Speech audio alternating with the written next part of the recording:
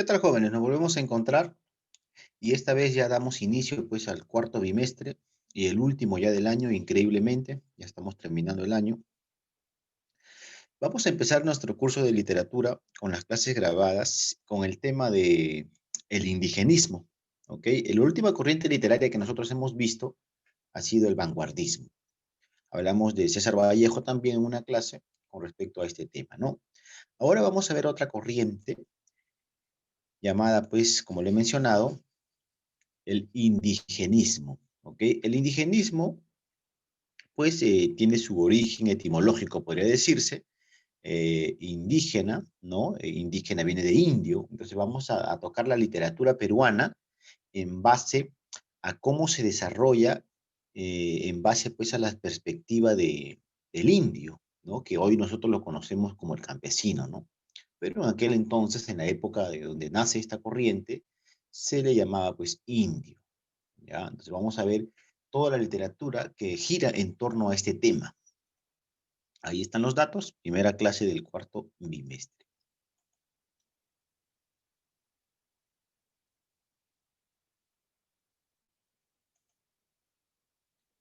Vamos a empezar definiendo, pues, qué cosa es el indigenismo. Como todas las corrientes que hemos visto, va a ser un movimiento o corriente artística y literaria que aparece, pues, en nuestro país, porque en realidad aparece en muchos países, pero específicamente en el nuestro, entre los años 1920 y 1930. Entonces, en esos 10, 12 años aproximadamente, porque se extiende hasta el 32, hasta el 33, en esos años es donde el indigenismo pues aparece en nuestro país y se aparece y se desarrolla, ¿ok? Este indigenismo tiene dos características primordiales, ¿ya? De manera de cultura general. El indigenismo va a rechazar el modernismo que coexistía ahí en ese momento y va también a adquirir la característica de rebeldía que tenía el vanguardismo. Entonces, mira, rechaza el modernismo y acepta en cierta manera lo que ofrecía el vanguardismo, que convivía juntamente con el indigenismo. En otras palabras, el vanguardismo fue una corriente literaria que convivió con el indigenismo, ¿ok? Han convivido. ¿En qué contexto van a ser? En un contexto histórico, pues, si nosotros nos remontamos a la historia, nos vamos a dar cuenta que en el año 1920, pues, gobernaba un tal Leguía, a lo que nosotros se le conoce históricamente, o en el proceso histórico del Perú, se le conoce como el oncenio de Leguía, ¿ya? Que el oncenio viene de 11, son 11 años que gobernó de 1919 a 1930. Entonces, en esos años, prácticamente el indigenismo se ha desarrollado solamente en este gobierno, ¿ok? En el gobierno de Leguía, Augusto de Leguía. Este señor tenía una política y visión paternalista, es decir, que no dejaba pues el desarrollo normal y común que la gente del campo necesitaba, ¿ok? Eh, en este proceso de reivindicación del indio, que este es el tema del día de hoy, ¿no? El indigenismo, se creó pues, hubo en toda esta lucha constante, hubo ciertos logros que se consiguieron, aparentemente se consiguieron, que son los siguientes. Por ejemplo, se consiguió el reconocimiento de las comunidades indígenas, ¿ya? Así como también se creó, pues, una dirección de asuntos indígenas propiciado por el ministerio en ese entonces, ¿no? ¿Qué más? Se va a establecer el famoso Día del Indio, que es el 24 de junio, que posteriormente fue llamado el Día del Campesino. Hoy lo conocemos como el Día del Campesino, pero tuvo sus orígenes en el Día del Indio. Se celebra el 24 de junio. También se creó por esta lucha constante la creación de centros agropecuarios y escuelas agrícolas. Entonces, como tú puedes ver, hay algunos logros, entre comillas, repito, que se consiguió con la lucha constante de la reivindicación de esta clase social llamada indio. ¿Ok? En estos años también se fundan un partido político, mejor dicho, fundación del APRA, uno de los partidos políticos más importantes de nuestro país, que existe hasta la actualidad, ¿ok? El famoso APRA, con Víctor Laboya de la Torre, se fundó pues en 1924 con una característica peculiar, con un sentido comunista. un sentido más socialista de lo que ahora es, ¿no? Ahora lo conocemos como un partido de derecha. También se forma, pues, la CGTP, que es, pues, la Comunidad General de Trabajadores del Perú, ¿ya? Es una confederación general de trabajadores del Perú, la clase obrera, la clase luchadora. Se funda eso en 1929, y exigiendo ciertos derechos, como te expliqué en el vanguardismo, ¿no? En el contexto del vanguardismo, las 8 horas laborales y otras cosas más.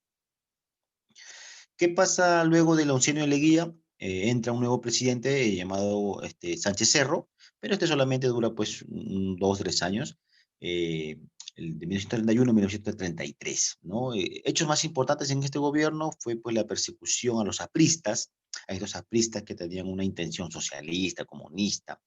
Se cierran las universidades como San Marcos, por ejemplo, ¿no? Para evitar las revueltas que había en ese entonces.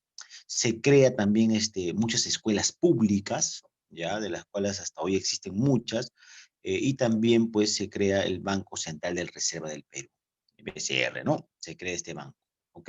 Entonces, como tú puedes ver, es un contexto un poco de lucha social, ¿ya? Es un contexto de lucha social, de gobiernos pues que empujaban a que el indio, el indio del campo, el agricultor, el campesino, pues esa gente que trabaja, no pues adquiera ciertos derechos, o mejor dicho, dejarlo de lado, olvidarlo, ¿no? En ese contexto nace pues esta corriente literaria llamada indigenismo, que tiene las siguientes características, ¿ok? Como tú puedes apreciar acá, tiene las siguientes características. La primera de ella, y la más importante del indigenismo literario, es que los escritores buscaban reivindicar al indio. Y por reivindicación se entiende a levantar, a poner algo en su sitio. Es decir, el indio era olvidado, era socialmente y económicamente, había sido olvidado, había sido ultrajado, había sido abandonado, había sido excluido. Entonces, como este campesino, este indio, esta gente agrícola, esta gente del campo que trabaja y se gana la vida diariamente, había sido olvidada y no tenía ciertos derechos y todas las demás cosas, entonces pues esta literatura buscó ensalzar al indio, sacarlo de donde estaba y ponerlo en el lugar que le corresponde, porque hay que recordar y nunca debemos olvidar que el indio, el campesino, es la persona ente que es representativa de nuestra patria, ¿no? Cuando se habla del Perú, se habla de un país agrícola. Los incas fueron agrícolas, fue una sociedad agrícola, ¿no? Eso lo sabemos por la historia. Entonces, cuando hablamos del indio, hablamos del Perú, ¿ok? Entonces, por lo tanto, se trataba de reivindicarlo de una manera, y el arte, como la literatura es arte, buscó esta reivindicación. ¿Qué otra característica tiene, pues, el indigenismo literario peruano? Es que tenía un espíritu de lucha social, ¿no? Como tú puedes ver en el contexto que hemos visto anteriormente, hubo mucha contienda de lucha social, es decir, de que la gente pobre y obrera, la gente campesina, pues adquiera ciertos derechos y resurja de donde está, salga del hueco donde está. Entonces, la literatura indigenista tiene ese espíritu de lucha, es una denuncia social que hacía en sus novelas. Entonces, tú leías una novela indigenista y podías ver que había una denuncia, se mostraba algo que no se contaba, se mostraba como un hecho cierto, y de esa manera pues la gente que leía una novela, vamos a suponer, pues veía pues cómo se maltrataba esta clase social, ¿no? Otra característica es que tenía una preocupación por los problemas del mundo rural. Es decir, no solamente lo denunciaba o lo mostraba y trataba de reivindicar al indio, sino que a su vez mostraba y preocupación por estos problemas para buscar soluciones. Cuando hablamos de mundo rural, hablamos del mundo indígena, ya el mundo del campo. ¿Ok? La penúltima característica sería la incorporación del habla indígena y su cosmovisión dentro de la literatura. Es decir, que comienza a escribirse poesía y se utilizaba pues esta cosmovisión andina de las creencias, la cultura andina, de cómo pensaba el indio, cómo vivía el indio, cómo sentía el indio. Entonces esta cosmovisión de vida, esta cuestión cultural, de cómo vivía un indio se mostraba dentro de la literatura, así como también se empezó a emplear palabras en quechua y todo lo demás. ¿Ok? Por último, tenemos la característica de la búsqueda de la reflexión de una conciencia histórica y nacionalista. ¿Qué quiere decir eso? Quiere decir que los literarios indigenistas, sea en poesía, sea en narrativa o sea en ensayo, porque los tres géneros sobresalieron, ya repito, los tres géneros de poesía, narrativa y ensayo, los tres géneros sobresalieron en esta época de indigenismo, buscaban los tres crear una conciencia, pero a través de la reflexión de tu proceso histórico, ese es el proceso histórico del Perú, de por qué está pasando este olvido del indio, por qué está pasando este alejamiento, esta reivindicación indígena, por qué está pasando. Entonces, tendrían que explicarte, ¿ya? Y creaban una conciencia, no solamente histórica, sino que a su vez, al querer reivindicar al indio, pues, se buscaba una postura nacionalista, es decir, porque el indio es el Perú, por lo tanto debemos tener esta idea de nacionalismo. ¿Ok? Dentro de esta corriente hay un proceso, hay unas etapas, ¿ya? Son tres etapas. El antes se llamaba indianismo. El durante se le conoce como indigenismo, en lo cual estamos viendo nosotros ahora, y el después se le conoce como el neoindigenismo. Por lo tanto, tenemos entonces tres etapas del indigenismo. Tenemos la etapa indianismo, indigenismo y neoindigenismo. En la etapa indianista, en la etapa indianista, eh, el indio era visto de una forma exótica, es decir, se mostraba un indio pintoresco, ¿no? Diferente, ¿ok? Y lo que se buscaba aquí era enseñar, era una cuestión más sentimental, ¿ya? Es como decir los antecedentes del verdadero indigenismo. Y pues una de las grandes representantes es la representante del realismo. No te olvides que en el realismo, la corriente del realismo, vimos que las mujeres sobresalen, ¿no? Clorinda Mato de Turne, ¿no? Entonces ella, que es representante del realismo peruano, como corriente literaria, también es precursora del indigenismo, porque ella en sus novelas ya mostraba problemas sociales indígenas, ¿no? Nosotros hablamos, no sé si te recordarás, hablamos de Aves sin nido, y vimos, pues, ¿no? Estos problemas que presentaban esta comunidad indígena, ¿ok? Entonces, repito, el indianismo es el antes del indigenismo, ¿ok? Ahora, el indigenismo lo estamos viendo, no hay necesidad de mencionarlo porque ya hemos visto sus características. Y el neoindigenismo, que es la tercera etapa del indigenismo, es posterior a este, ¿ya? Posterior a este, y ya tenía ya una influencia vanguardista, más rebelde, ya era un poco ya modificada y valoraba al indígena como tal era. Es decir, el indígena como es verdaderamente, sin volverlo exótico, ni pintoresco, ni tampoco ridiculizarlo, ni mucho menos hacerlo una persona, el pobrecito, no buscaba este neoindigenismo, mostraba al indio dentro de la novela, de los poemas, como verdaderamente es, ¿ya? Un ser trabajador, un ser luchador, con características estas, con otras características, etcétera. ¿Ok? Y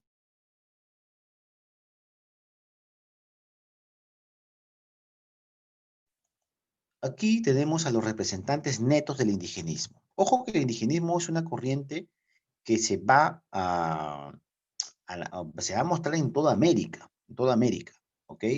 A lo cual en América se le conoce como regionalismo.